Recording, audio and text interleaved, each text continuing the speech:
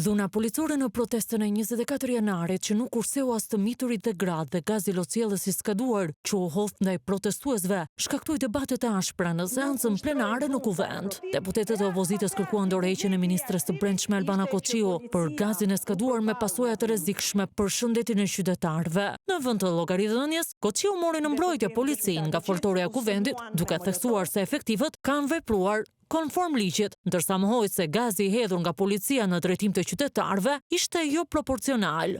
Policia e shtetit nuk ushtroi dhunë ndaj protestuesve. Ajo që ndodhi ishte që policia u përball me dhunë. Gjatë tubimit të thirrur nga opozita, punojësit e policisë shtetit, dhe për këtë jemi dëshmitar të gjithë, u sulmuan me molotov. Policia e shtetit ka vepruar në përmbajtje të plot të rregullave, të ligjit, të standardeve, të profesionalizmit. U ndërmorën masa për shpërndarjen e turmës sipas parashikimeve ligjore. Deklaratat e Koçiut ngjallën debate të forta ku deputetët e opozitës se akuzuan se helmoi qytetarët në protestë. Ndërkohë kreu i grupit parlamentar të Partisë Socialiste Tauland Balla sulmoi dhe ofendoi nga kuvendi qytetarët protestues, çka tensionoi edhe më tej situatën. I vetmi mjet që i mbet në dorë, pasi kanë flakur tutje ligjin, është dhuna.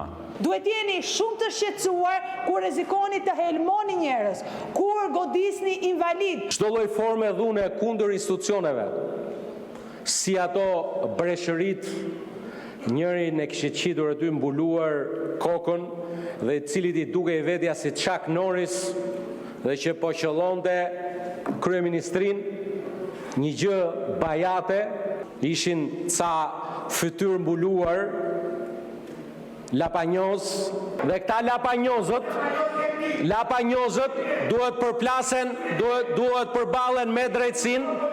Duhet kërkoni një ndjesë publike ndaj shqiptarëve që protestuan dhe i fyet, ndaj opozitarëve që i provokuat sot në këtë sallë. Ju duhet njihni arsyet pse protestuesit reaguan, pse u ngritën kundër dhe u përballen me gaz lotësielës. Koçiu shkoi edhe më tej në deklaratat e saj lidhur me protestën e 24 janarit, duke mohuar edhe arrestimin dhe dhunimin e të miturit Romeo Kora.